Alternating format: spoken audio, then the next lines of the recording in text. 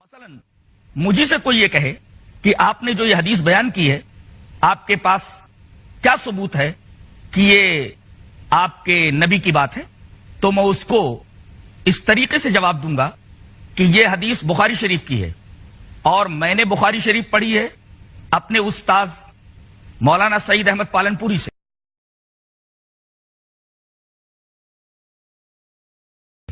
انہوں نے بخاری شریف پڑھی ہے فخر الدین مراد آبادی سے۔ انہوں نے حدیث پڑھی ہے بخاری مولانا محمود الحسن دیوبندی سے۔ انہوں نے بخاری پڑھی ہے مولانا محمد قاسم نانوتوی اور مولانا رشید احمد گنگوئی سے، اور ان دونوں نے بخاری شریف پڑھی ہے شیخ عبد الغنی مجددی سے، اور شیخ عبد الغنی مجددی نے بخاری شریف پڑھی ہے شاہ اسحاق دہلوی سے۔ شاہ اسحاق دہلوی نے بخاری شریف پڑھی ہے شاہ عبد العزیز محدث دہلوی سے۔ انہوں نے بخاری شریف پڑھی ہے شاہ ولی اللہ محدث دہلوی سے۔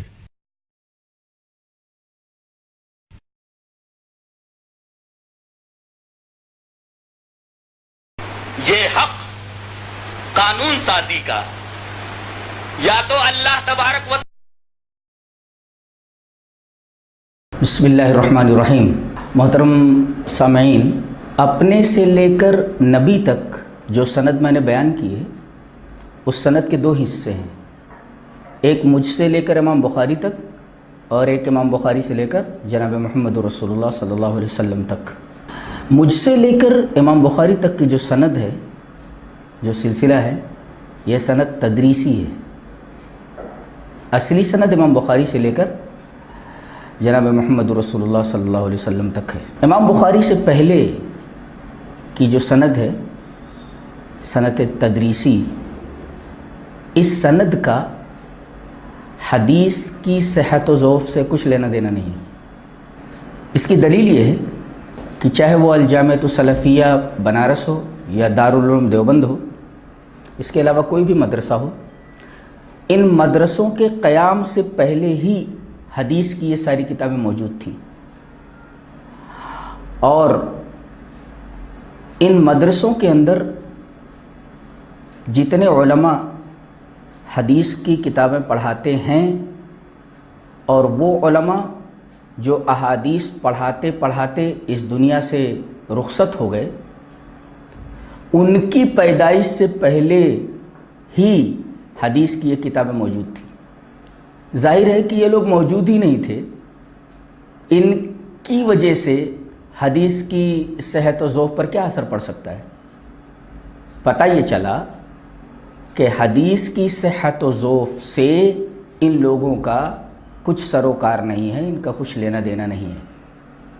امام شافعی رحمۃ اللہ علیہ اپنی کتاب کتاب الام کے اندر ایک روایت لاتے ہیں کہ ان مالک ان عبداللہ بن دینار ان ابن عمر عن رسول اللہ صلی اللہ علیہ وسلم الشہر 29، کہ امام شافعی رحمۃ اللہ روایت کرتے ہیں امام مالک سے، امام مالک روایت کرتے ہیں عبداللہ ابن دینار سے، عبداللہ ابن دینار روایت کرتے ہیں حضرت عبداللہ ابن عمر سے۔ حضرت عبداللہ ابن عمر فرماتے ہیں کہ نبی کریم صلی اللہ علیہ وسلم نے ارشاد فرمایا کہ مہینہ 29 کا بھی ہوتا ہے۔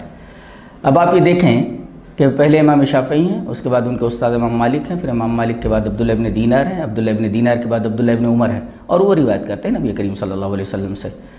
اب امام شافعی کو دیکھ لیا گیا، امام مالک کو دیکھ لیا گیا، عبداللہ ابن دینار کو دیکھ لیا گیا، سند یہیں پر ختم ہو گئی۔ اب امام شافعی رحمۃ اللہ علیہ سے پہلے کسی آدمی کو دیکھنے کی کوئی ضرورت نہیں، کسی راوی کو دیکھنے کی کوئی ضرورت نہیں، ان کے بغیر بھی یہ حدیث بالکل صحیح ہے۔ اور احادیث کے جتنے رجال ہیں، ان رجال کا پورا بایوڈیٹا، پورا ان کا معاملہ اور ان کے حالات زندگی سب کتابوں میں مذکور ہیں، اور انہی راویوں کو جو کتابوں میں مندرج ہیں انہی کو پرکھ کر کے حدیث کے اوپر صحت و ضعف کا حکم لگایا جاتا ہے۔ لہذا یہ کہنا کہ میں نے جو سند بیان کی ہے اس میں کچھ حنفی بھی ہیں، کچھ دیگر لوگ بھی ہیں، تو ان کا کیا مقام ہے وہ میری اس گفتگو سے بالکل واضح ہو گیا۔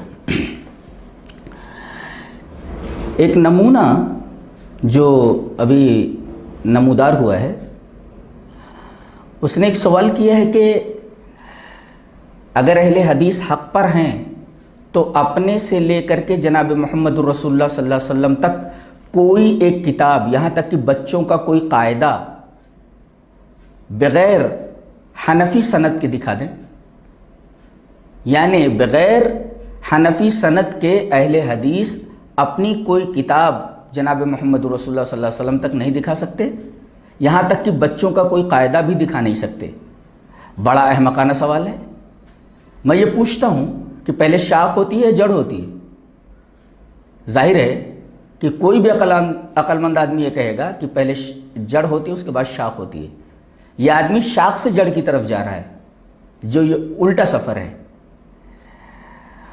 صراط مستقیم کا سفر جناب محمد رسول اللہ صلی اللہ علیہ وسلم سے شروع ہوتا ہے، تو تم نے یہ کہا کہ اپنے سے لے کر جناب محمد رسول اللہ صلی اللہ علیہ وسلم تک اپنی کوئی کتاب، بچوں کا کوئی قاعدہ بغیر حنفی سند کے دکھا دو، تو میں یہ کہوں گا کہ جناب محمد الرسول اللہ صلی اللہ علیہ وسلم سے لے کر کے سن 80 ہجری تک تم اپنی کوئی کتاب، چاہے وہ حدیث کی ہو یا کوئی بھی کتاب ہو، یہاں تک کہ بچوں کا کوئی قاعدہ ہو وہ دکھا دو۔ اس لیے کہ سن 80 کے بعد یہ سارے کے سارے مسالک بنے ہیں، اس سے پہلے کون تھا؟ اس کا مطلب یہ ہے کہ اس سے پہلے جتنی کتابیں لکھی گئیں سارے کے سارے مصنفین اہل حدیث تھے، اس لیے کہ سن 80 کے بعد یہ مسالک وجود میں آئے ہیں اور اس کے بعد یہ فرقے بنے۔ اس سے پہلے کون تھا؟ اس سے پہلے یہی اہل حدیث ہی تھے جنہوں نے قاعدے بھی لکھے بچوں کے، اور اسی طریقے سے انہوں نے ساری کتابیں لکھی۔ تو تم تو ادھر سے ادھر جا رہے ہو اور میں ادھر سے ادھر جا رہا ہوں، تمہارا سفر بالکل الٹا ہے، میرا سفر بالکل سیدھا ہے۔ اب جتنی بھی کتابیں ہیں سب اہل حدیثوں کی ہیں، اور یہ چاروں فرقے سن 80 کے بعد وجود میں آئے، تو کتابیں دکھانا یہ تمہاری ذمہ داری ہے، ہماری ذمہ داری نہیں ہے۔